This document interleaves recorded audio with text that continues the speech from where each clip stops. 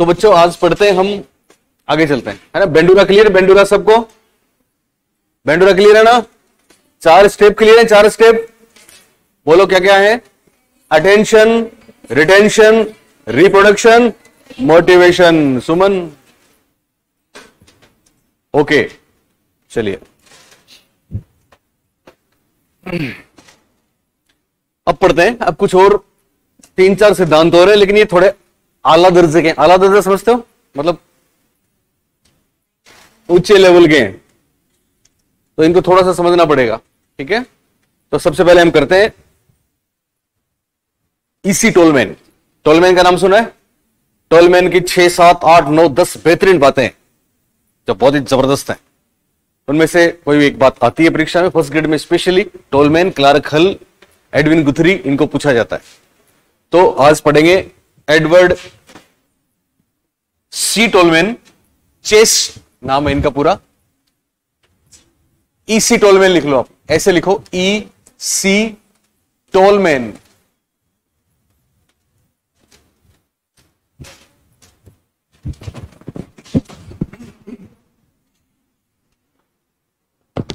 EC Tolman. कौन से Tolman? EC. Edward Chace Tolman. Chace, Chace समझते हो? चेस किसको बोलते हैं? चेस चीयर्स नहीं, चेस। एक तो चेस शतरंज होती है, एक कल चेस अफगानिस्तान ने किया था, चेज, वो भी चेस ही है। पीछा करते हैं ना किसी का, पीछा करके पकड़ लेते हैं, रेडी चेस। तो सेकंड बैटिंग थी अफगानिस्तान की, पाकिस्तान को हरा दिया था, पता है आपको? हिस्ट्री बनी थी, हिस्ट्री पहली बार। ओके, एडवर्ड चेस टोलमैन या ईसी टोलमैन। चले आगे, करें शुरू, बोलो। ओके, तो टोलमैन के बारे में बहुत सी बातें सुन लें, 2 मिनट ध्यान से सामने देख के। पहली बात तो टोलमैन का सिद्धांत, जिस तरह से बेंडूरा के सिद्धांत की हमने आपको एक बात बताई थी, दोनों के बीच का ब्रिज है ना? ब्रिज पुल है ना? ओके, उसी तरह से टोलमैन के सिद्धांत की भी खास बात है। टोलमैन का सिद्धांत व्यवहारवाद और संज्ञानवाद दोनों का मिश्रण है। तो ऐसा पूछ लें दोनों के बीच ब्रिज कौन सा है, तो हम बोलेंगे बेंडूरा। और दोनों का मिश्रण कौन सा है, तो हम बोलेंगे टोलमैन। कौन से 2 स्कूल्स का? व्यवहारवाद और संज्ञानवाद। या फिर संज्ञानवाद की जगह हम नाम ले सकते हैं गेस्टाल्टवाद। परीक्षा में आया एक बात। दूसरी बात, टोलमैन ने प्रयोग किया था रेट्स पर, चूहों पर। किस पर किया था? चूहों पर। तीसरी बात, टोलमैन ने मैंने आज एक सवाल दिया था, कल मोनिका तुमने रिस्पॉन्ड किया ना? आज एक सवाल किया था, black books. Do you know black books? एक ब्लैक बुक्स वाली बात आपको बताएंगे। एक बहुत ही महत्वपूर्ण बात, टोलमैन सीखने में पुनर्बलन को महत्वपूर्ण नहीं मानते। जब मैं ऐसा करूं तो ऐसे कर दिया करो। टोलमैन सीखने में किसको महत्वपूर्ण नहीं मानते? पुनर्बलन को। यह बहुत महत्वपूर्ण बात है। ब्लैक बुक्स वाली बात पे एक शब्द आता है, इंटरवीनिंग वेरिएबल्स, जिसको बोलते हैं मध्यवर्ती चर। क्या बोलते हैं? मध्यवर्ती चर। तो मध्यवर्ती चरों के लिए 2 लोग जाने जाते हैं, टोलमैन और क्लार्क हल। ओके, पहले टोलमैन ने किया, बाद में क्लार्क हल। आपने कभी सुना होगा SOR, स्टिमुलस रिस्पॉन्स के बीच में O सुना है? O। ओके, तो ये O वाला काम टोलमैन और क्लार्क हल दोनों का है। और कुछ और बातें। तो सबसे पहले लिखो आप पहली बात, टोलमैन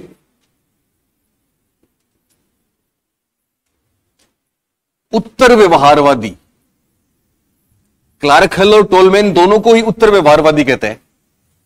तो टोलमैन उत्तर व्यवहारवादी मनोवैज्ञानिक, टोलमैन उत्तर व्यवहारवादी मनोवैज्ञानिक, उत्तर व्यवहारवादी मनोवैज्ञानिक माने जाते हैं।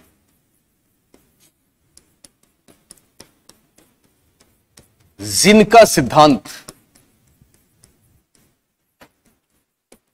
टोलमैन उत्तर व्यवहारवादी मनोवैज्ञानिक माने जाते हैं, जिनका सिद्धांत व्यवहारवाद तथा संज्ञानवाद, ब्रैकेट में लिखोगे गेस्टाल्टवाद,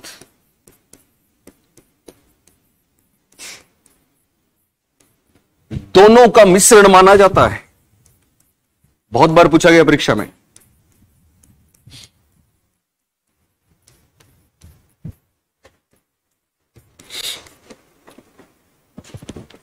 पहली बात, टोलमैन व्यवहारवादी तो हैं पर उत्तर व्यवहारवादी हैं, क्योंकि व्यवहारवाद से भी थोड़ा सा आगे गए हैं।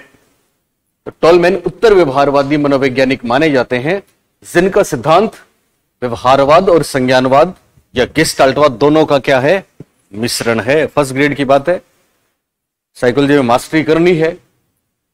कोई बात बिना कॉन्सेप्ट क्लियर किए, क्रिस्टल क्लियर नहीं हो, तब तक आगे नहीं बढ़ेंगे, इसलिए इसको समझना है।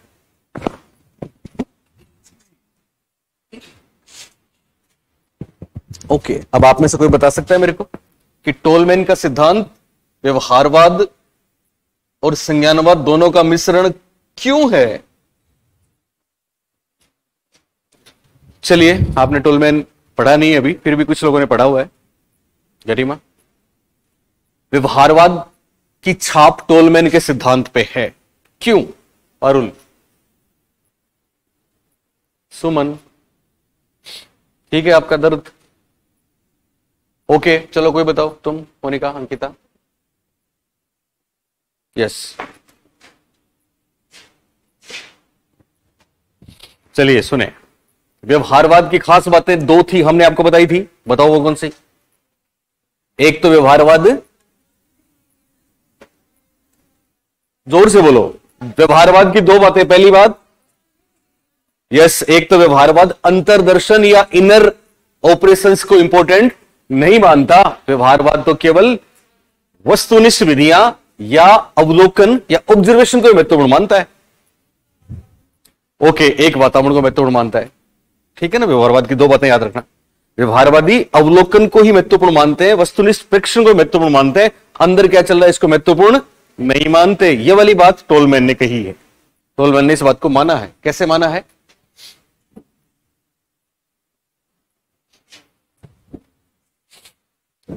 लिख लो,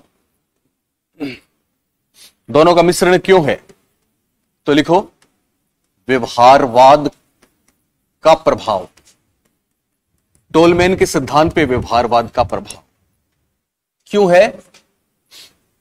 टोलमैन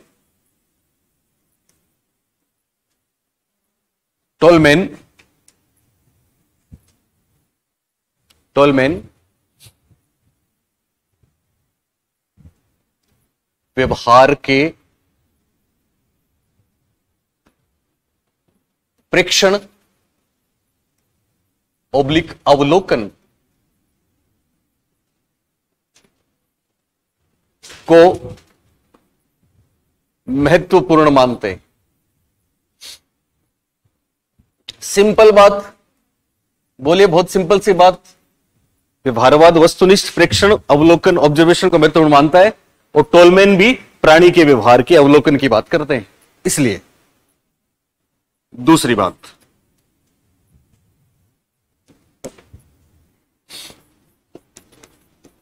संज्ञानवाद या गेस्टाल्टवाद की छाप क्यों है?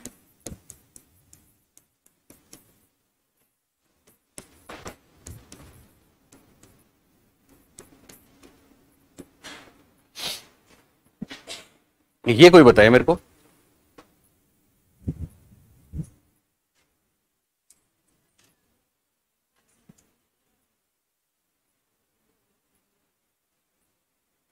ओके,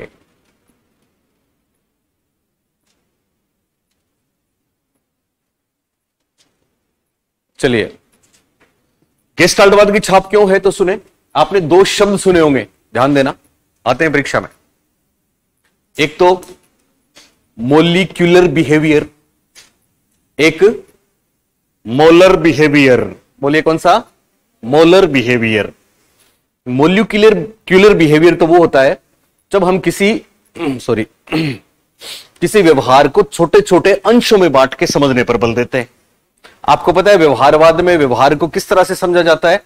अंशों में बांट के या संपूर्ण रूप से, और गेस्टाल्टवाद में संपूर्ण रूप से। तो टोलमैन व्यवहार को समझने के लिए प्रेक्षण और अवलोकन की बात तो करते हैं, अभी मैं बताऊंगा इनका प्रयोग, लेकिन ये रिफ्लेक्सेस को छोटे छोटे टुकड़ों में या अंशों में बांट के ऑब्जर्व करने को नहीं मानते, बल्कि एज ए होल संपूर्ण व्यवहार को समझने की बात करते हैं। और जहां पे संपूर्ण या एज ए होल आता है वहां पे क्या आ जाता है? गेस्टाल्टवाद। साथ में इन्होंने बोला है व्यवहार, इनके सिद्धांत का भी नाम है एक मोलर बिहेवियर। मोलर का मतलब, मोलिक्यूलर का मतलब तो होता है टुकड़ों में बांट के, और मोलर का मतलब होता है सबको एक साथ। तो एक साथ वाली बात गेस्टाल्टवाद है। दूसरी बात, संज्ञानवाद भी क्यों छाप है संज्ञानवाद की? तो देखो हमने आपको एक बात बताई थी, याद करो, मतलब उसमें पूछा था ब्लैक बॉक्स। क्या होता है ब्लैक बॉक्स? सुने, इधर है स्टिमुलस, क्या है? स्टिमुलस, और इधर है रिस्पॉन्स। व्यवहारवादी सीधे सीधे स्टिमुलर और रिस्पॉन्स की बात करते हैं। वो कहते हैं कि बीच में कुछ नहीं होता, यह है बिहेवियरिज्म। ये क्या है? बिहेवियरिज्म। और कोग्निटिविज्म क्या बोलता है? क्या बोलता है पता है आपको? कि stimulus okay, response output okay, लेकिन बीच में इंसान की खुद की इनर मेंटल प्रोसेस भी होती है, जिसमें थिंकिंग है, जिसमें फीलिंग है। मैंने आपको सारी बताई थी, परसेप्शन, प्रॉब्लम सॉल्यूशन, ये सारी चीजें होती हैं। इसलिए संज्ञानवादी कहते हैं कि मेंटल प्रोसेस बीच में आता है। ध्यान देना मेरी बात का। और मेंटल प्रोसेस क्या है? माइंड है। मेंटल प्रोसेस क्या है? माइंड है, संज्ञानात्मक क्षमताएं हैं। और ये व्यवहारवादी कहते हैं कि माइंड जैसी चीज कोई नहीं होती, और हमें माइंड को एकदम इग्नोर करना है, क्योंकि माइंड तो उस ब्लैक बॉक्स के समान है जो सील पैक है, उसके अंदर क्या है कोई नहीं जानता। इसलिए वो बीच में माइंड की बात नहीं करते, बल्कि ब्लैक बॉक्स की बात करते हैं। किसकी बात करते हैं? ब्लैक बॉक्स की बात करते हैं। तो परीक्षा में पूछा गया, याद रखना, ब्लैक बॉक्स का संबंध व्यवहारवादियों से है। व्यवहारवादी हमारे माइंड को किसकी संज्ञा देते हैं? ब्लैक बॉक्स की संज्ञा देते हैं, जो स्टिमुलस और रिस्पॉन्स के यांत्रिक संबंध पे कोई प्रभाव नहीं डालता। यानी हमारे मानसिक संक्रियाओं का कोई महत्व नहीं है, कोई वैल्यू नहीं है। यह बात कौन बताते हैं?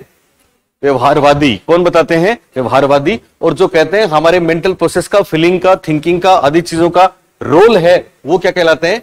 संज्ञानवादी। तो टोलमैन ऊपर वाली बात करते हैं कि नीचे वाली? नीचे वाली करते हैं। इसलिए इनका सिद्धांत संज्ञानवाद का की छाप है, संज्ञानवाद से प्रभावित है। इस बात को लिखो आप, स्टिमुलस ब्लैक बॉक्स, रिस्पॉन्स बराबर बिहेवियरिज्म, स्टिमुलस बीच में मेंटल प्रोसेस, फिर रिस्पॉन्स बराबर कोग्निटिविज्म। ऐसा कैसा लिख लो?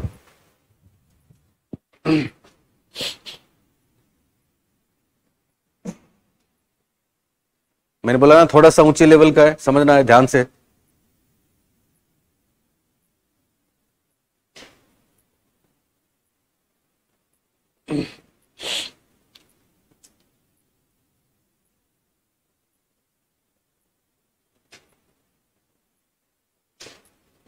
स्टिमुलस रिस्पॉन्स, दिमाग का कोई रोल नहीं है, संज्ञानात्मक क्षमताओं का कोई रोल नहीं है। दिमाग ब्लैक बॉक्स की तरह है जिसको अनफोल्ड नहीं किया जा सकता, ये तो व्यवहारवादी बोलते हैं। और जो कहते हैं दिमाग का, संज्ञानात्मक क्षमताओं का, मेंटल प्रोसेस का, थिंकिंग, फीलिंग, इंटरेस्ट, बिलीफ्स, जाने कितनी चीजें इनका रोल होता है, वो कहलाता है कोग्निटिविज्म। तो टोलमैन नीचे वाली बात को मानते हैं, इसलिए इनका सिद्धांत संज्ञानवाद या गेस्टाल्टवाद की छाप से अछूता नहीं है। और साथ में ये ऑब्जर्वेशन की बात भी करते हैं, इसलिए व्यवहारवादी भी। और हम जो SOR की बात करते हैं, स्टिमुलस और रिस्पॉन्स के बीच में ऑर्गेनिज्म है, ये भी टोलमैन और क्लार्क दोनों ही कहते हैं। ये मैं आपको बताऊंगा थोड़ा बाद में। अभी आपने ये बात लिखी, सबने लिखी ना? बोलो लिखी कि नहीं?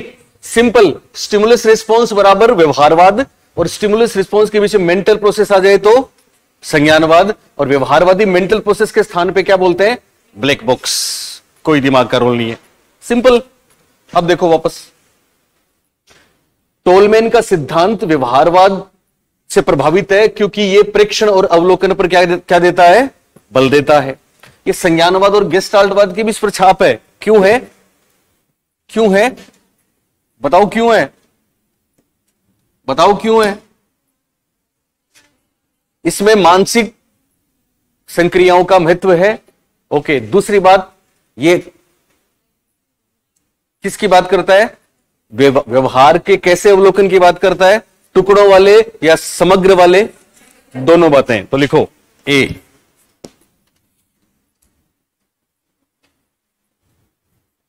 संज्ञानात्मक प्रक्रियाओं को महत्व देते हैं।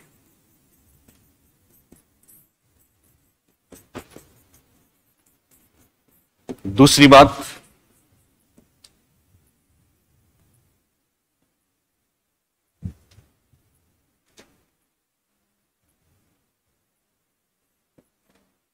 समग्र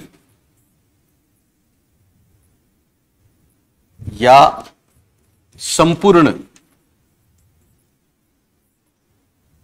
समग्र या संपूर्ण इंग्लिश में होल की बात करते हैं।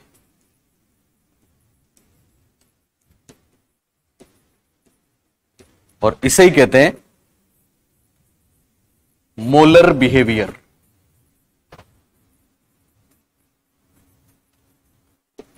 मोलर बिहेवियर समग्र का ही दूसरा नाम है, अंशों का नाम नहीं है। अंशों को मोलिक्यूलर कहते हैं इंग्लिश में, और समग्र को मोलर कहते हैं इंग्लिश में। हिंदी में कोई नाम आ सकता है, कभी कभी सवर्ण व्यवहार नाम आता है, मैं लिखवाऊंगा आपको जब इनके नाम लिखवाऊंगा तो टोलमैन की अभी तक दो बातें हुई हैं केवल। पहली बात, टोलमैन व्यवहारवादी हैं कि उत्तर व्यवहारवादी? उत्तर व्यवहारवादी। क्यों है उत्तर व्यवहारवादी? क्योंकि व्यवहारवाद से एक कदम आगे हैं। दूसरी बात, इनके सिद्धांत पे दो स्कूल्स का प्रभाव है, एक तो व्यवहारवाद, दूसरा संज्ञानवाद या फिर गेस्टाल्टवाद। व्यवहारवाद का प्रभाव क्यों है? क्योंकि ये भी प्रेक्षण की बात करते हैं, अवलोकन की बात करते हैं, वस्तुनिष्ठ प्रेक्षण की बात करते हैं। अंतर्दर्शन तो व्यवहारवादी नकारते हैं, ऑब्जर्वेशन को मानते हैं, तो ये मानते हैं। लेकिन दूसरी बात, साथ में ये इस बात पे ही बल देते हैं कि व्यवहारवादी तो दिमाग वाली चीजों को ब्लैक बॉक्स बता के छोड़ देते हैं, लेकिन ये दिमाग वाली चीजों या संज्ञानात्मक प्रक्रियाओं को महत्वपूर्ण मानते हैं, और साथ में ये व्यवहार को टुकड़ों में बांट कर नहीं देखते बल्कि समग्र रूप से समझने की बात करते हैं। इसलिए इनके सिद्धांत में शब्द आएगा इंग्लिश में मोलर बिहेवियर। कौन सा बिहेवियर? मोलर, याद रखना, मोलर बिहेवियर। तीसरी बात लिखो, टोलमैन मध्यवर्ती चरों इंग्लिश में कहते हैं इंटरवीनिंग वेरिएबल्स।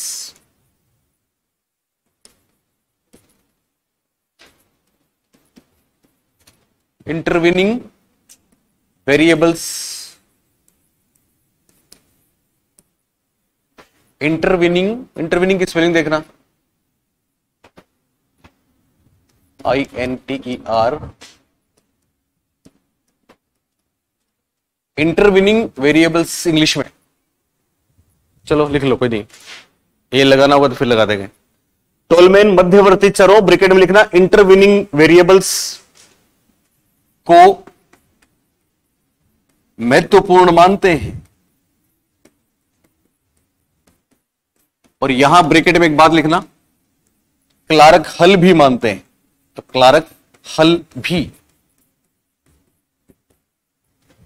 मध्यवर्ती चर क्या है? मध्यवर्ती चर और कुछ नहीं है बल्कि स्टिमुलस और रिस्पॉन्स के बीच में जो ओ आता है उसकी बात होती है। कैसे होता है सुने।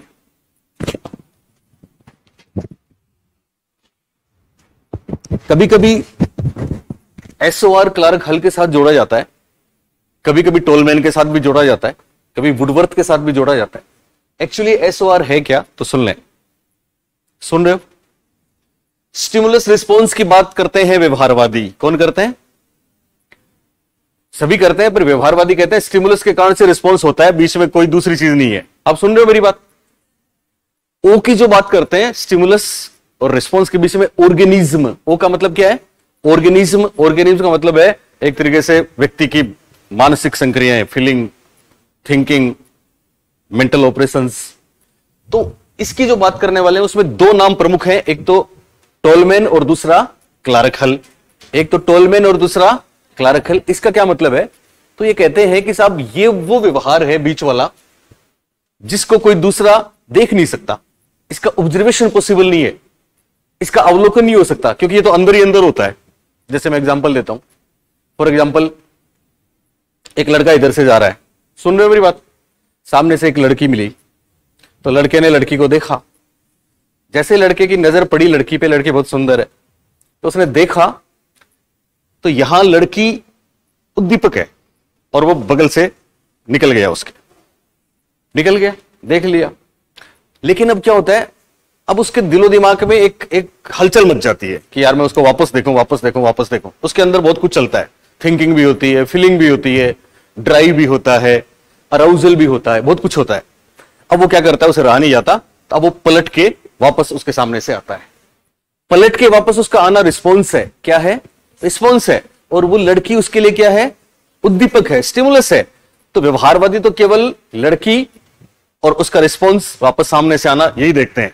अंदर उस पर क्या गुजरी, अंदर क्या क्या हुआ, इसको कोई नहीं देखता। इसको दो लोग ही देखते हैं, एक तो क्लार्क हल और दूसरे टोलमैन। ये दोनों अंदर जो हो रहा है उसकी बात करते हैं, और अंदर जो हो रहा है उसको क्या बोलते हैं? ऑर्गेनिज्म बोलते हैं, ओ बोलते हैं। व्यवहारवादी तो इसकी जगह ब्लैक बॉक्स की बात करते हैं। किसकी बात करते हैं? ब्लैक बॉक्स की। और ये SOR का सूत्र इन दो लोगों ने दिया है। एक वुडवर्थ की बात भी आती है, वो मैं बताऊंगा आपको फिर कभी। अभी ये समझ लें, मध्यवर्ती चरों को हम बोलेंगे SOR। क्या बोलेंगे? यानी ये बीच में जो होता है ना, वो भी महत्वपूर्ण है, बीच वाला भी महत्वपूर्ण हो सकता है। उसकी जगह लड़की की जगह कोई और उसको खूंखार कोई चेहरा दिखता तो अंदर बहुत ज्यादा उसको डर लगता, तो फिर वो भाग जाता। तो भागने का रिस्पॉन्स सबने देखा, उस स्टिमुलस को सबने देखा, लेकिन उसके अंदर उस पर क्या गुजरी वो किसी ने नहीं देखा। वो तो दो ही लोगों ने देखा, एक तो टोलमैन, दूसरे क्लार्क हल। तीसरी बात ये लिखा आपने सबने, मध्यवर्ती चर लिख लिया? लिखा? ओके। एक और बहुत महत्वपूर्ण बात, और वो ये लिखो आप, टोलमैन सीखने में, अधिगम में, टोलमैन सीखने में पुनर्बलन, ये बहुत बड़ी बात है। टोलमैन सीखने में पुनर्बलन को, टोलमैन सीखने में पुनर्बलन को, बोलिए महत्वपूर्ण मानते हैं कि नहीं मानते? नहीं मानते। पुनर्बलन को महत्वपूर्ण नहीं मानते।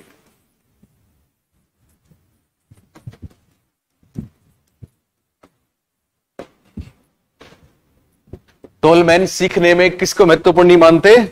पुनर्बलन को महत्वपूर्ण नहीं मानते। आप बोलेंगे तो अजीब सी बात है, पहली बार सुना है कि साहब कोई पुनर्बलन को महत्वपूर्ण नहीं मानता? पहली बार तो सुना है। थॉर्नडाइक से लेके हमने स्किनर तक पढ़ लिया, सब लोग पुनर्बलन की बात करते थे ना। ओके, ये नहीं मानते। साथ में और कौन है जो नहीं मानते? Yes, no. मध्यवर्ती चरों की बात आएंगे तो टोलमैन के दोस्त है क्लार्क हल। कौन है? लेकिन पुनर्बलन नहीं मानने की बात आई तो इनके दोस्त हैं एडविन गुथरी। आपको पता है ना फर्स्ट ग्रेड में कितने बार आया? कौन सा युग्म, कौन से दो लोग सीखने में पुनर्बलन को महत्वपूर्ण नहीं मानते? तो नाम आएगा टोलमैन और गुथरी। तो ब्रैकेट में लिख दो, गुथरी भी नहीं मानते। वैसे गुथरी का सिद्धांत वापस पढ़ेंगे हम, गुथरी भी नहीं मानते। शॉर्ट में बस गुथरी भी नहीं मानते। हालांकि गुथरी की एक और बात है, पारुल आप बताओगी? यस, गुथरी तो पुनर्बलन के साथ साथ अभ्यास को भी नहीं मानते। ये भी आया परीक्षा में, तो गुथरी पढ़ेंगे तब देखेंगे। पर गुथरी से टोलमैन समान क्यों है? पुनर्बलन को नहीं मानने के मामले में। क्लार्क हल से टोलमैन किस बात में समानता रखते हैं? बोलो, मध्यवर्ती चरों की बात करने में, ऑर्गेनिज्म की बात करने में। गेस्टाल्टवादियों से समानता किस बात पे रखते हैं टोलमैन? कौन से बिहेवियर पर? मोलर बिहेवियर पर। कौन से बिहेवियर पर? मोलर बिहेवियर पर समानता रखते हैं। मोलर बिहेवियर क्या होता है? व्यवहार को कैसे समझना, टुकड़ों में बांटकर या समग्र रूप से? समग्र रूप से। और टोलमैन व्यवहारवादी भी हैं, क्यों? क्योंकि ये भी अवलोकन, प्रेक्षण, ऑब्जेक्शन, वस्तुनिष्ठ प्रेक्षण की बात करते हैं। शाबाश। अब आगे ध्यान से, इसको लिख लिया सबने? चारों पांचों बातें होगी। अब सुने टोलमैन का प्रयोग। एक्चुअली टोलमैन के सिद्धांत की जो सबसे महत्वपूर्ण बात है, ध्यान दो। क्या हुआ तुमको? पानी पिला दो। टोलमैन के सिद्धांत की जो सबसे महत्वपूर्ण बात है, आप ध्यान दो गरिमा, वो यही है कि टोलमैन सीखने में पुनर्बलन को महत्वपूर्ण नहीं मानते। और इससे एक बात निकलती है, कौन सी? बोर्ड पे देखो। टोलमैन कहते हैं कि साहब हम लोग एक गलती करते हैं। हम लोग, देखना बोर्ड पे, सीखना एक इंटरनल स्टेट है, हमने कितना सीखा है। और निष्पादन, समझते हो ना, दोनों को एक ही मान लेते हैं।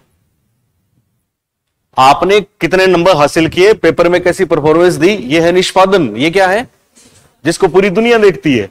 और आपके अंदर आपने कितनी स्किल डेवलप करी, कितना आपने सीख लिया, कितना कॉन्सेप्ट क्लियर है, यह है सीखना। तो बोलिए दोनों एक होते हैं या अलग अलग? यस, दोनों अलग अलग होते हैं। यह महत्वपूर्ण बात भी किसने बताई?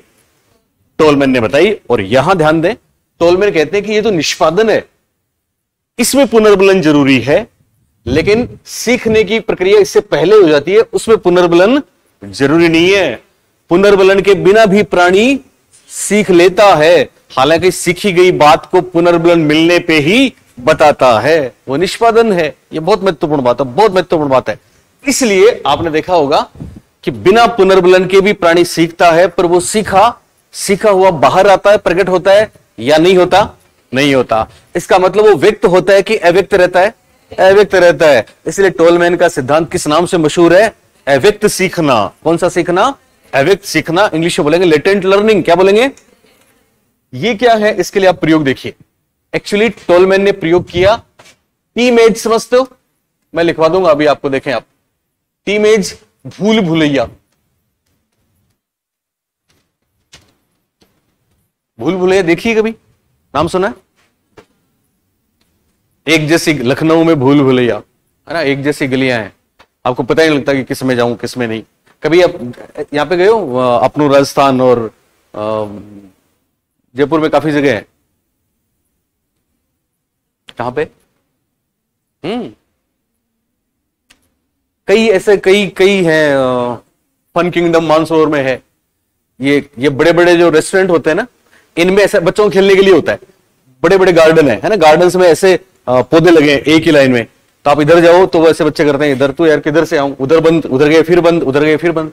आपने भूल भुलैया पेपर पे जरूर देखी होगी। टीमेज देखिए पहली, जिसमें खरगोश को झोपड़ी तक पहुंचाना है, पहुंचाते हैं ना, वो टीमेज है। वो क्या है? टीमेज। एक तो अगर गोल गोल कुछ है तो उसको बोलते हैं जिग्सा। उसको क्या बोलते हैं?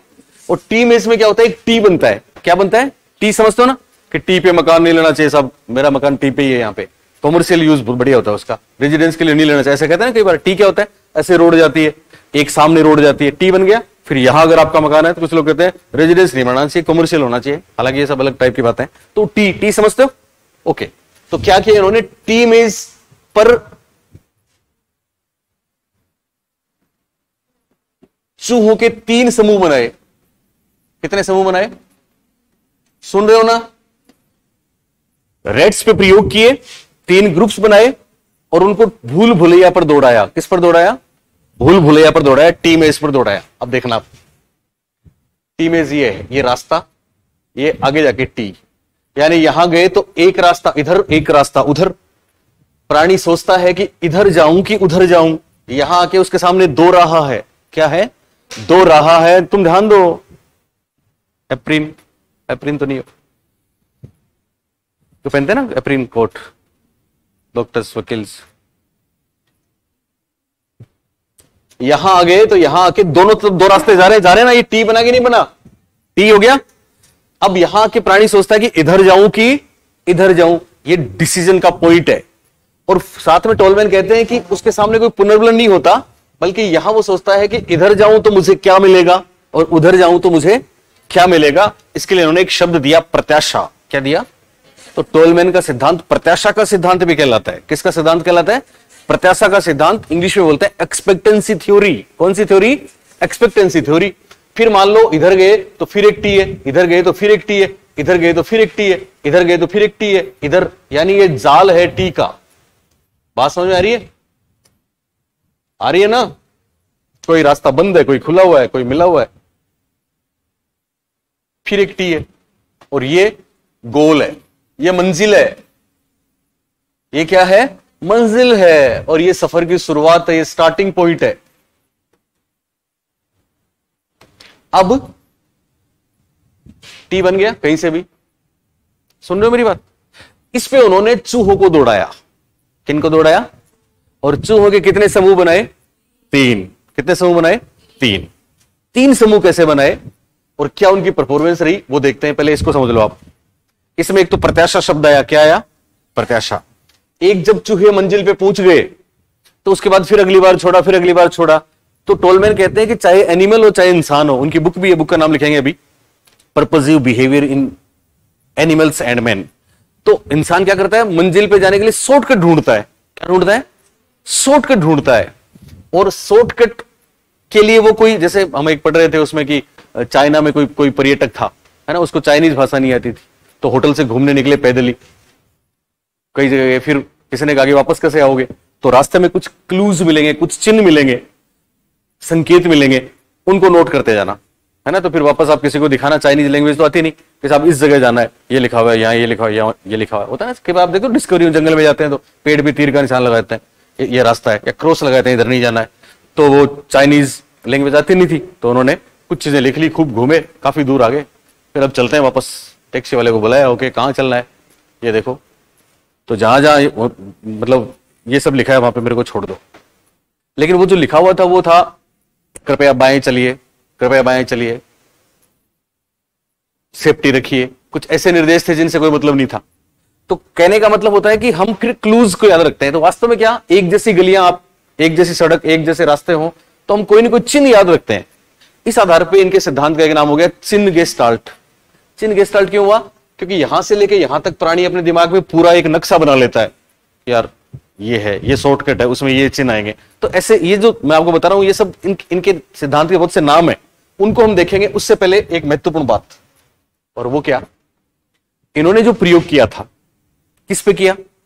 चूहों पर। चूहों को किस पे दौड़ाया? टी मेज पे। इंग्लिश में बोलिए, टी मेज पे। हिंदी में किस पे दौड़ाया? भूल भुलैया पे। किस पे दौड़ाया? भूल भुलैया पे। ओके, तो अब जो दौड़ाया और जो इनका प्रयोग था वो दरअसल इनके एक और दोस्त थे, टोलमैन और होन्जिक प्रयोग के नाम से प्रसिद्ध है। कौन सा प्रयोग है वो? टोलमैन होन्जिक। में लिखवाऊंगा सारी बात आपको, थोड़ा मुश्किल लग रहा है आपको, देख लो। टोलमैन व होन्जिक, क्या नाम है इनका? टोलमैन व होन्जिक, होन्जिक होन्जिक होन्जिक ऐसे है, पता नहीं क्या क्या नाम है। टोलमैन व होन्जिक प्रयोग। ओके, हो गया टोलमैन होन्जिक प्रयोग। अब ध्यान से देखो, देख रहे हो सब लोग, ये जो इनका प्रयोग था वो 17 डेज एक्सपेरिमेंट के नाम से मशहूर है। 17 दिनों का प्रयोग है। कितने दिनों का? 17 दिनों का प्रयोग है। इसमें उन्होंने तीनों समूहों ने जो परफॉर्मेंस दी, जो दिखाया उन्होंने, उसको उन्होंने इस ग्राफ पे इस तरह से व्यक्त किया। इस तरफ दिन है, डेज है, कोई भी 1, 3, 5, 7, 9, 11, 13, 15, 17, ये 17 दिन है। 1, 3, 5, 7, 9, 11, 13, 15, 17, इस तरह 17 दिन हो गए, कोई दिक्कत नहीं। और इधर उन्होंने, ये मिटा रहा हूं एक बार मैं, इधर इन्होंने,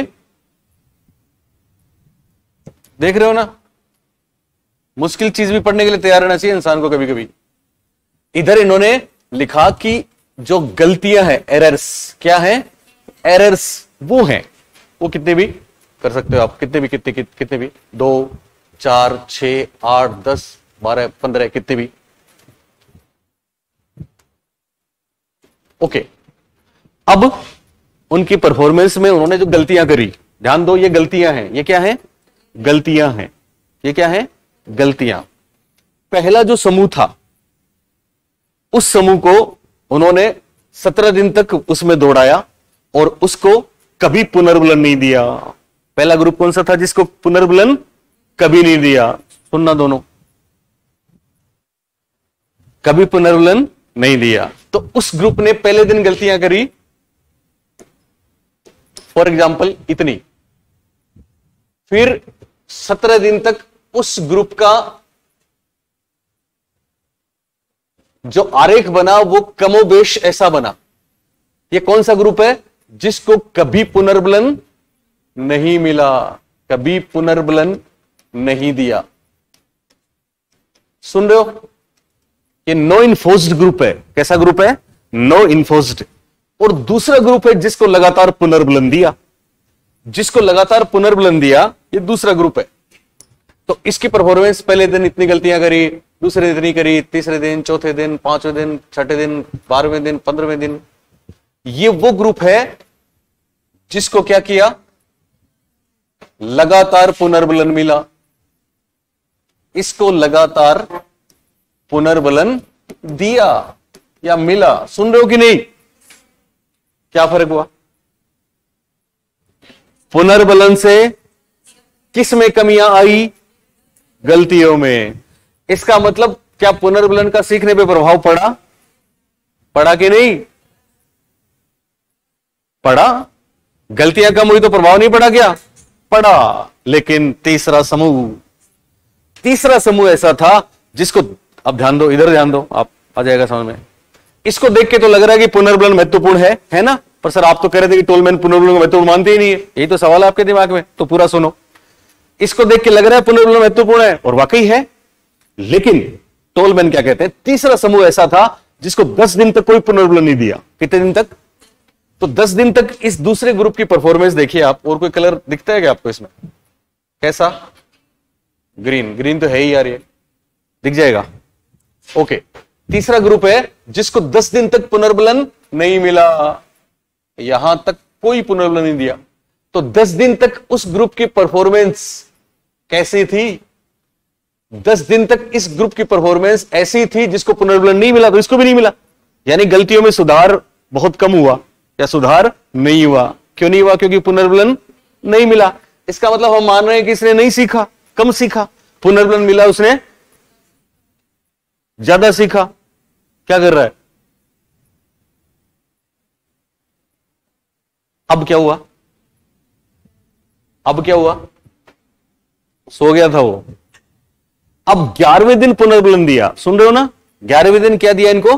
पुनर्बलन। और जैसे ही पुनर्बलन दिया, उसके अगली बार जैसे इनको टी मेज पे डाला, कमाल हो गया। इनकी गलतियों की संख्या में एकदम से कमी आ गई और ये उस ग्रुप से भी बेहतर परफॉर्म कर गए जिसको लगातार पुनर्बलन दिया गया। इसका मतलब ये कौन है? ये वो है जिनको 11वें दिन पुनर्बलन दिया। इनको कब मिला पुनर्बलन? 11वें दिन पुनर्बलन दिया। अब आप समझिए, इसको देख के क्या निष्कर्ष निकलता है? क्या ये एक ही दिन में सीख गए? क्या एक दिन में सीख सकते हैं? नहीं, ये तो पहले से सीखे सिखाए बैठे थे, बस उसको बता नहीं रहे थे, बस उसको परफॉर्म नहीं कर रहे थे, उसका निष्पादन नहीं कर रहे थे। इसका मतलब टोलमैन ने यह कहा कि पुनर्बलन सीखने में सहायक होता तो ये नहीं सीख पाते, ये तो अब से सीखना शुरू करते, क्योंकि पुनर्बलन तो आपने 11वें दिन से दिया है, तो 11वें 12वें दिन से सीखना शुरू होता, जबकि ये तो पहले ही सीखे हुए थे, इनसे बेहतर कर दिया। इसका मतलब पुनर्बलन सीखने में सहायक नहीं है, बल्कि सीखी गई क्रिया के निष्पादन में सहायक है। किस में सहायक है? निष्पादन में सहायक है। ये मशहूर बात कहने वाले कौन है? टोलमैन। और पुनर्बलन के बिना भी क्या प्राणी सीखता है?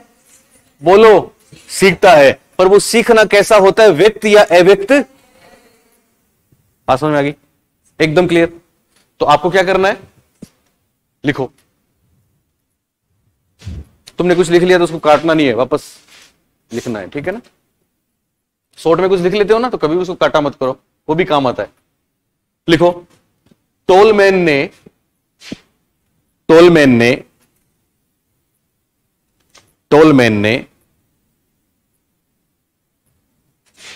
होंजिक के साथ मिलकर, टोलमैन ने होंजिक के साथ मिलकर, टोलमैन ने होंजिक के साथ मिलकर किसके साथ मिलकर? होंजिक के साथ मिलकर भूल भुलैया परिपथ, भूल भुलैया परिपथ, ब्रैकेट में लिखना टीमेज, ऐसा लिखना टीमेज। टोलमैन ने होंजिक के साथ मिलकर भूल भुलैया परिपथ, ब्रैकेट में टीमेज पर चूहों के 3 समूहों को दौड़ाया, 3 समूहों को दौड़ाया।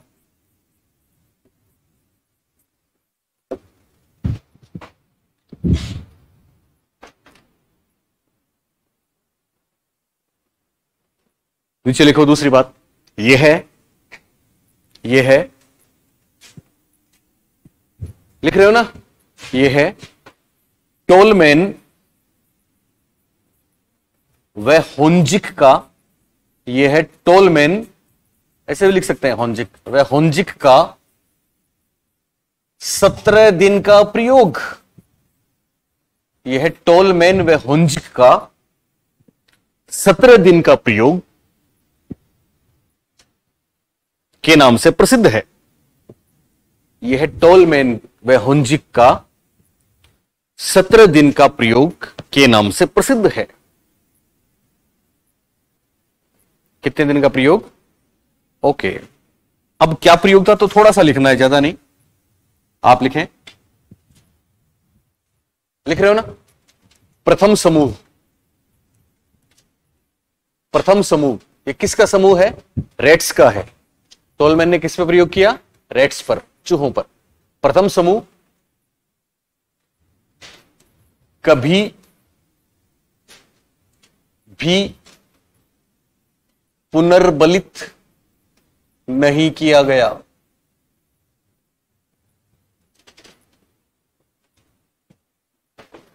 प्रथम समूह कभी भी पुनर्बलित नहीं किया गया।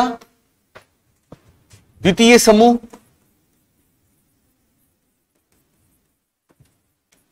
लगातार पुनर्बलित किया गया।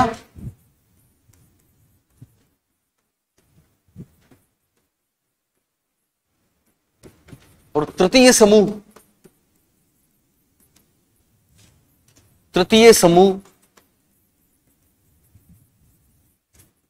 11वें दिन पुनर्बलित किया गया।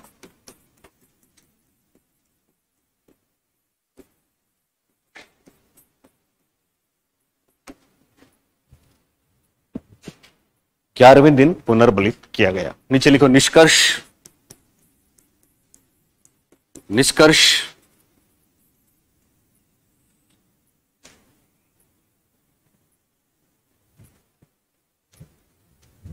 निष्कर्ष तृतीय समूह ने, निष्कर्ष तृतीय समूह ने तृतीय समूह ने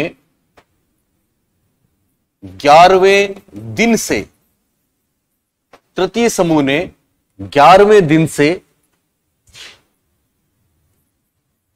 तीनों समूहों में, 11वें दिन से तीनों समूहों में सर्वश्रेष्ठ निष्पादन किया। यह थ्योरी है जो कितनी मुश्किल है, और उसको हम उस पे आरेख पे डालें तो 1 सेकंड में समझ में आता है। तो तृतीय समूह ने 11वें दिन से तीनों समूह में सर्वश्रेष्ठ निष्पादन किया। और अब लिखो इंपॉर्टेंट, 3 समूह सिंपल, एक को पुनर्बलन नहीं मिला, एक को लगातार मिला, एक को 11वें दिन मिला, और बाजी मारी तीसरे समूह ने जिसको 11वें दिन मिला। तो क्या इंपॉर्टेंट है? इंपॉर्टेंट लिखा, इंपॉर्टेंट, इंपॉर्टेंट में इनवर्टेड कॉमास करके स्टेटमेंट लिखिए। स्टेटमेंट लिख रहे हो? पुनर्बलन, पुनर्बलन सीखने में सहायक नहीं है। पुनर्बलन सीखने में सहायक नहीं है,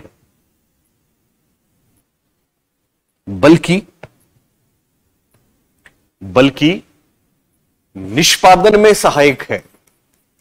पुनर्बलन सीखने में सहायक नहीं है, बल्कि निष्पादन में सहायक है।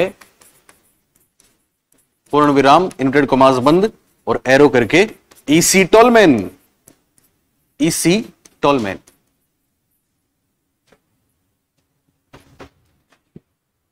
अब नीचे आप बनाओ वो आरेख, तो बहुत महत्वपूर्ण है।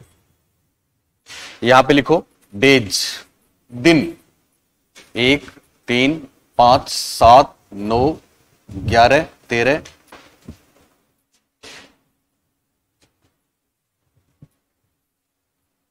15 17 5 7 9 11 13 15 17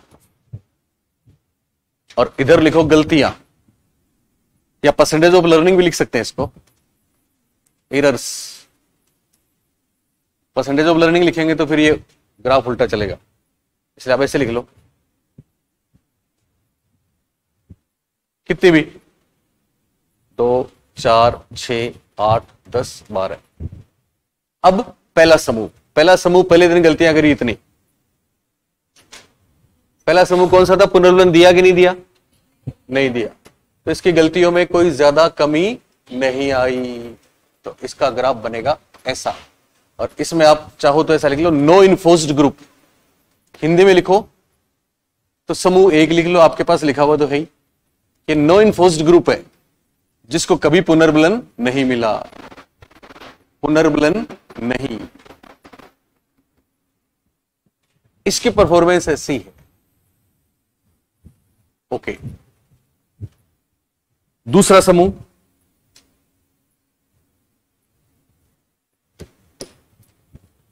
समूह, जिसको लगातार पुनर्बलन मिला, उसकी परफॉर्मेंस में लगातार सुधार होता गया। तो इसकी रेखा आप ऐसे खींच दो। और ये कौन सा है? ये है री इन्फोर्स्ड ग्रुप। इन्फोर्स्ड ग्रुप कर दो, चलिए री इन्फोर्स्ड ग्रुप।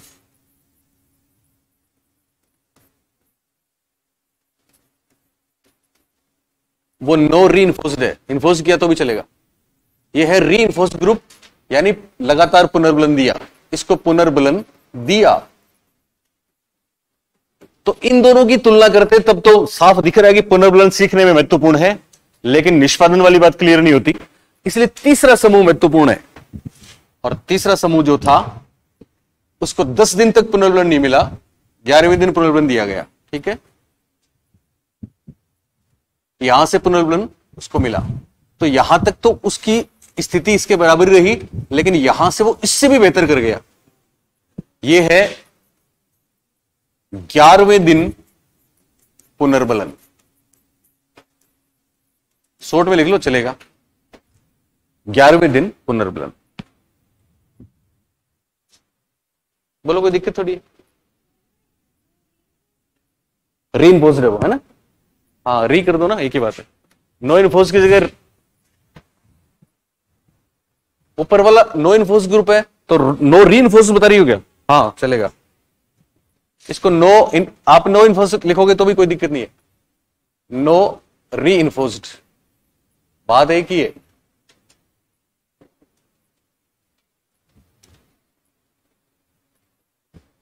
ओके, तो 3 ग्रुप हो गए साहब। बात समझ में आ गई ना सबको? आई कि नहीं आई? ओके, अब एक और बात,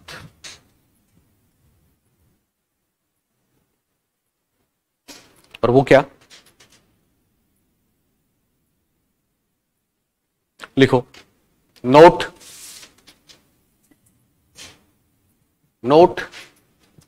लिख रहे हो ना? नोट टोलमैन, नोट टोलमैन के सिद्धांत। ज्यादातर परीक्षा में इससे से काम चल जाता है, इनके नाम काफी हैं, उनमें से कोई नाम पूछा जाता है। तो टोलमैन के सिद्धांत के विभिन्न नाम, टोलमैन के सिद्धांत के विभिन्न नाम। टोलमैन के सिद्धांत के विभिन्न नाम। ठीक है, क्या क्या नाम है? तो एक तो उन्होंने लिखो विभिन्न नाम, एक साथ ही लिख लो। पहला लिख लो प्रत्याशा का सिद्धांत। प्रत्याशा का सिद्धांत, विभिन्न नाम। पहला प्रत्याशा। प्रत्याशा और कुछ नहीं है कि प्राणी टी पे जाके सोचता है कि इधर जाऊं तो क्या मिलेगा, बस इतनी सी बात है। उधर जाऊं तो क्या मिलेगा, एक आशा, प्रत्याशा, एक्सपेक्टेंसी डेवलप करता है। दैट इज प्रत्याशा का सिद्धांत ओब्लिक एक्सपेक्टेंसी थ्योरी ओब्लिक प्रत्याशा का सिद्धांत, इंग्लिश में एक्सपेक्टेंसी थ्योरी ओब्लिक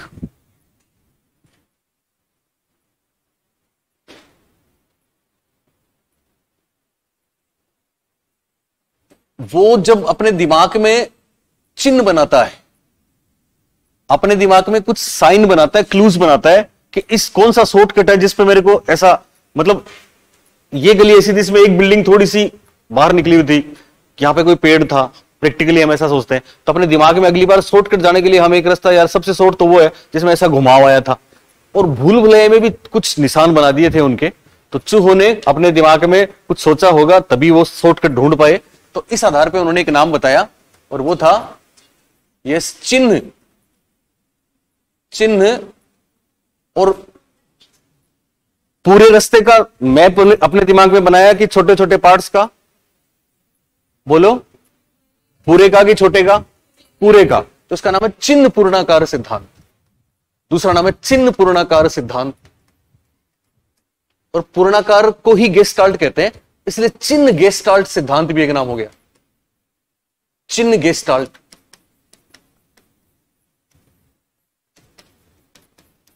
और चिन्ह को संकेत भी बोल देते हैं हिंदी में। मैं 2 मिनट, संकेत गेस्टाल्ट सिद्धांत। और चिन्ह को इंग्लिश में क्या बोलते हैं? साइन। तो केवल साइन लर्निंग भी आता है। चिन्ह अधिगम भी इसका नाम है, इसलिए इंग्लिश में साइन लर्निंग भी इसको बोलते हैं। आपके रीट में आया था ऐसे, साइन लर्निंग। कौन सा लर्निंग? Sign learning. और साइन लर्निंग और कुछ नहीं है बल्कि ये है SIGNLEARNING, साइन लर्निंग। एक टोलमैन कहते हैं कि प्राणी अपने जो पूरा रास्ता है या पूरा जो प्रोसेस है उसका दिमाग में नक्शा बनाता है, जिसको उन्होंने एक नाम दिया कोग्निटिव मैप। इसी आधार पे तो ये संज्ञानात्मक सिद्धांतों की श्रेणी में आता है, इसलिए एक नाम हो गया संज्ञानात्मक नक्शा सिद्धांत। ये इनके नाम ही इंपॉर्टेंट है, संज्ञानात्मक नक्शा सिद्धांत। Yes, cognitive map theory. एक नाम हो गया कोग्निटिव मैप थियरी ओब्लिक संज्ञानात्मक नक्शा सिद्धांत। ये सारे नाम लिखने हैं। हाँ, संज्ञानात्मक नहीं, संज्ञानात्मक नक्शा होगा। शाबाश। नक्शा किसको बोलते हैं?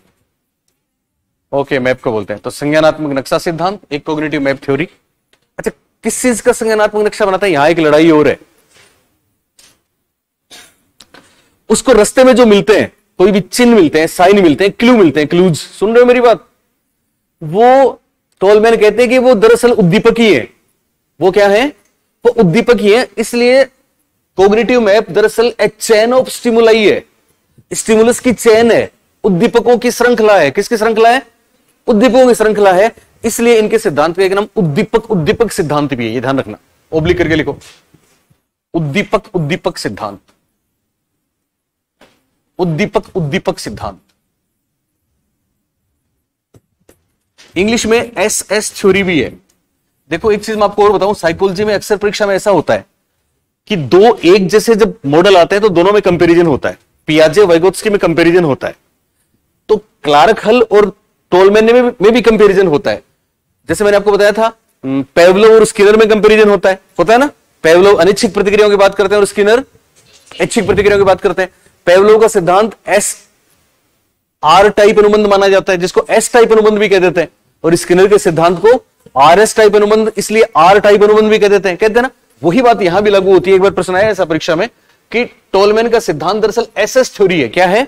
SS theory. और क्लार्क हल का सिद्धांत एसआर थ्योरी है। आप बोलेंगे साहब एसआर तो थॉर्नडाइक का भी है, तो थॉर्नडाइक का भी है, कोई मना नहीं करता, लेकिन दोनों में कंपैरिजन होता है बहुत बार। तो एसएस थ्योरी टोलमैन और एसआर थ्योरी क्लार्क हल, ये कई बार परीक्षा में पूछा गया है। तो हल्का सा साइड में कहीं लिख लेना, ऐसा स्टार बना के, स्टार बना दिया करो कोई चीज करनी हो तो, है ना, तो स्टार बना के लिख देना, यानी एसआर थ्योरी क्लार्क हल।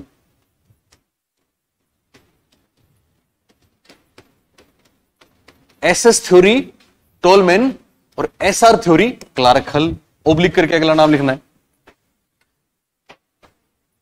प्रत्याशा का सिद्धांत, एक्सपेक्टेंसी थ्योरी, चिन्ह पूर्णाकार, चिन्ह गेस्टाल्ट, संकेत गेस्टाल्ट, साइन लर्निंग, संज्ञानात्मक नक्शा, कॉग्निटिव मैप, उद्दीपक सिद्धांत, एसएस थ्योरी। आप याद करो मोलर बिहेवियर, तो मोलर को हिंदी में बोलते हैं चवर्ण व्यवहार, तो चवर्ण व्यवहार का सिद्धांत भी बोलते हैं इसको। चवर्ण व्यवहार और कुछ नहीं है बल्कि समग्र व्यवहार की बात की जाती है, चवर्ण व्यवहार का सिद्धांत।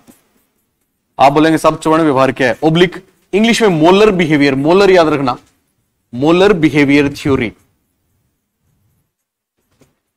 ओब्लिक एक इनकी बुक है, हाँ एवेक बताएंगे शाबाश, एवेक सबसे इंपॉर्टेंट है। एक इनकी बुक है, बुक का नाम है purposive behaviour in animals and man. तो परपजीव बिहेवियर ध्यान रखना, परपजीव बिहेवियर को हिंदी में बोलते हैं उद्देश्यपूर्ण व्यवहार। दरअसल ये मोलर जो शब्द है ना, मोलर शब्द में बहुत सी बातें आती है। मोलर का मतलब होता है purposive, goal oriented, as a whole, तीन चीजें आती है इसमें, गोल ओरिएंटेड, परपजीव और एज ए होल। तो परपजीव को इंग्लिश में बोलते हैं उद्देश्यपूर्ण व्यवहार, तो एक नाम है उद्देश्यपूर्ण व्यवहार का सिद्धांत। ये ध्यान रखना, परीक्षा में जब पूछा जाता है, पूछा गया है कि उद्देश्यपूर्ण व्यवहार का सिद्धांत किसका, तो टोलमैन, लेकिन व्यवस्थित व्यवहार का सिद्धांत किसका, तो क्लार्क हल, वो वहां पे बताएंगे आपको। एक उद्देश्यपूर्ण व्यवहार का सिद्धांत भी हो गया। ये क्यों हो गया? क्योंकि इनकी बुक का नाम ही ऐसा है। तो ओब्लिक करके एक नाम लिख दो, परपजीव बिहेवियर, परपजीव बिहेवियर थ्योरी।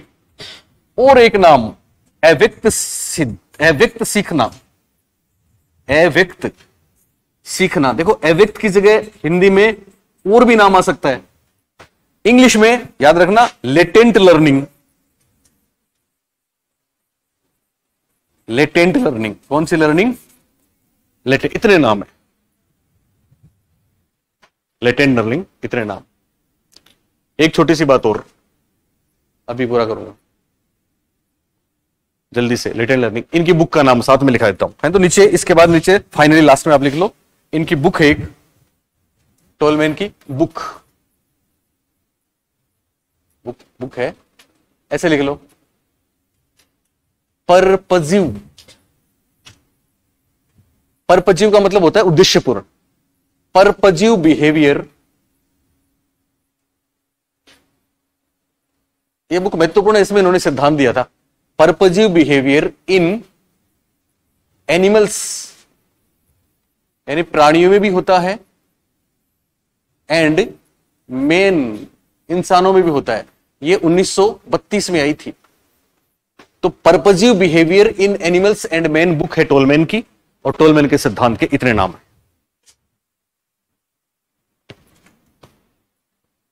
मुश्किल था? क्या मुश्किल है? कुछ मुश्किल नहीं आपके लिए, घर पे एक बार इसको पढ़ना, बस मेन बात इसमें। अब मैं इसलिए सारी चीजें बताता हूं, पता नहीं कौन सी बात आ जाए, और फर्स्ट ग्रेड में हुआ है ऐसा, आपको पता है ना, लगभग सारे नाम, कभी कोई, कभी साइन लर्निंग, कभी कोई आया। बोलिए जल्दी से, पहला नाम बोलो प्रत्याशा का सिद्धांत, दूसरा नाम बोलो एक्सपेक्टेंसी थ्योरी, तीसरा नाम चिन्ह पूर्णाकार, चौथा चिन्ह गेस्टाल्ट, अगला संकेत गेस्टाल्ट, अगला साइन लर्निंग, अगला साइन लर्निंग, अगला संज्ञानात्मक रक्षा सिद्धांत, अगला कॉग्निटिव मैप थ्योरी, अगला उद्दीपक सिद्धांत। इंग्लिश में एसएस थ्योरी किसकी?